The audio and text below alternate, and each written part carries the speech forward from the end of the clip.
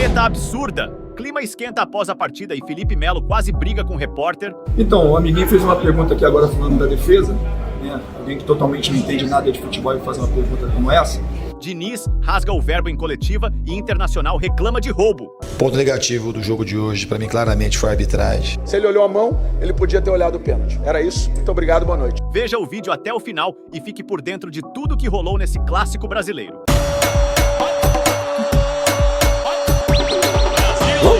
Fluminense e Internacional fizeram um jogão nessa quarta pela semifinal da Libertadores no Maracanã. O time tricolor foi muito criticado pela atuação e o clima ficou pesado após o jogo. Felipe Melo quase briga em coletiva e Fernando Diniz rasgou o verbo contra a arbitragem, dizendo que o Fluminense foi prejudicado. Olha só essa treta insana. Felipe, como você avalia o setor defensivo do Fluminense hoje? O nervosismo atrapalhou? Setor defensivo do Fluminense? Eu acho que o setor defensivo do Fluminense começa no ataque, né? Com o Germancano, né? Com o John Kennedy. E de fato, quando toma 2 gols, principalmente quem entende pouco de futebol, vai colocar de fato a culpa na defesa, né? Mas a defesa ela é encarregada de começar a saída de bola bem para sair os gols. Né? A defesa ela é encarregada de manter os pés no chão, a defesa é encarregada de fato de defender, né? Mas a melhor defesa continua no ataque. Para quem não entende de futebol, é difícil comentar isso aí. Ô Felipe, claro que numa semifinal de Libertadores, jogar dentro de casa é muito importante. A expectativa para esse jogo era muito enorme de todo mundo. Queria que você falasse um pouco no clima do vestiário depois desse 2-2, o ambiente, se é uma coisa de a gente conseguiu um grande resultado pensando no que o jogo ofereceu, ou, enfim, um time ainda pensando muito no que pode acontecer no Beira-Rio? Um ambiente de alguém que lutou muito, né? E conseguiu um gol que nos deixa vivo. Então, um ambiente de aquele respiro fundo, né? Sabendo que tá tudo em aberto.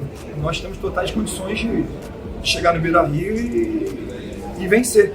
Então a gente sabe que é muito difícil, pés no chão, muita humildade, né? E muito trabalho.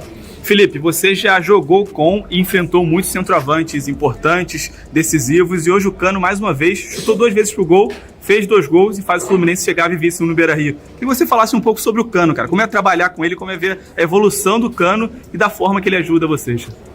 Então, o amiguinho fez uma pergunta aqui agora falando da defesa, né? Alguém que totalmente não entende nada de futebol e faz uma pergunta como essa. O Cano está fazendo muito gol porque ele defende muito, porque ele corre muito, porque ele ajuda muito a equipe do Fluminense sem a bola. E acaba que, como eu falei da lista da semeadora, por ele ajudar muito, que acaba quando ele tem uma oportunidade, ele acaba fazendo gol, porque é um goleador nato. Então merece tudo isso que está vivendo, né? Eu já falei ano passado que ele merecia já uma convocação para a seleção da Argentina, né? Mas enfim, se não chegou a convocação lá, que venha o título pra gente aqui para coroar realmente essa grande fase do Cano, com ou sem a bola. Ponto negativo do jogo de hoje, para mim, claramente foi a arbitragem. Eu peço a vocês que vejam os lances. Primeiro lance que ele dá amarelo pro Samuel, o Valência faz falta clara no Nino. Aí você pode até admitir que foi um lance que o juiz é o jogo de Libertadores, não dá qualquer tipo de falta. Então a falta do Samuel era uma falta normal que não merecia cartão amarelo. Mas é um lance claro de falta do Valência no Nino. E depois, quando ele expulsa o Samuel, ele expulsa com uma convicção que eu achei que tinha sido uma coisa que eu estava até chateado com o Samuel. Eu falei assim, pô, como o Samuel faz um lance desse? O Samuel nem encosta, o Samuel recolhe o pé. Ele dá o segundo amarelo. Nem falta foi. Aí ele compromete o andamento do jogo. O que a gente espera é que a arbitragem seja justa. Não é que não quer benefício de nada, zero. Que lá em Porto Alegre a arbitragem seja justa e que ganhe o melhor. O Inter é um grande time, vai estar com a sua torcida. Mas o juiz interferiu completamente na partida, no andamento do jogo hoje. Completamente. Então era um lance que o VAR poderia chamar. Porque o Samuel viu o lance agora, não faz nada. Merecia nada. O máximo que ele podia dar uma falta de jogo, ele expulsa com uma convicção que para mim era um lance assim, uma aberração, que o Samuel de fato cometeu um erro que não era para se cometer. E depois ele deu 3 minutos de acréscimo, o gol saiu, deu 3 minutos de acréscimo, a bola ficou, eles promoveram mais uns 3 ou 4 ataques, até ele terminar o jogo, praticamente quando fez o gol.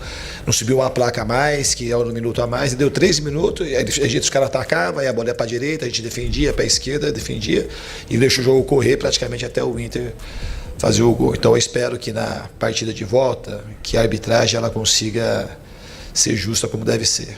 E teve também reclamação no lado do Internacional. O presidente do Colorado chegou a dizer em entrevista que o time foi roubado por gol anulado e pênalti não marcado. No percibo isso, não dá para ver, eu percibo que roza minha mano, mas olhando aqui no vestuário e olhando detenidamente como fue la jugada, da para ver que Bot pega en la mano do André primero, claramente, no es una mano que es casual del juego, una mano muy alta, que es el mismo lance, entonces ficamos un poco extraño porque no dieron penalti, porque yo no sé si ustedes vieron la jugada, da para ver claramente que pega en la mano de él, entonces no era gol porque fue ciertamente anulado, más era penal para Inter, entonces bueno, fiqué un poco extraño, en el momento no percibió, yo que no percibió ni bien, más bueno, ellos están ahí en el bar oleando la jugada 4 o 5 veces detenida, acho que bueno, que podría haber sido una jugada que podría haber definido el partido para Inter. Teve manifestações do lado do Fluminense também sobre a arbitragem e nós agora verificando no vestiário, né, olhamos que tem um lance importante no gol anulado do Mercado em que o jogador do Fluminense vai com a mão na bola, nitidamente salta com a mão e essa bola bate na mão dele, pênalti claro, que infelizmente não foi marcado. Então, nessa situação de VAR, principalmente, porque o árbitro ali talvez tivesse dificuldade de ver, mas o VAR poderia ter também marcado essa penalidade, assim como ele foi olhar o gol do Mercado e constatou que bateu na mão. Então, deixar isso registrado, para nós isso é muito importante, né? Nós fizemos, quando iniciou essa fase de mata-mata da Libertadores, uma visita à Conmebol, fomos muito bem recebidos pelo presidente da Conmebol, e lá a gente só reforçou essa necessidade de termos arbitragens, né, qualificadas, porque isso ajuda a competição e tem ajudado. Mas era importante fazer esse momento, esse registro, porque também há uma hora que o futebol brasileiro precisa tomar muito cuidado com os condicionamentos, isso não ajuda, né? E se houve erro para um lado, houve erro para o outro, e a gente vem aqui registrar isso, não entendemos que houve erro nas expulsões, entendemos que elas foram corretas, mas no gol fica muito claro que a bola bate na mão do jogador, não só porque ele salta com a mão, e ela bate e depois ela muda a rotação, inclusive, e vai para o Mercado, né? Então, se ele olhou o pênalti, se ele olhou a mão, ele podia ter olhado o pênalti. Era isso. Muito obrigado, boa noite.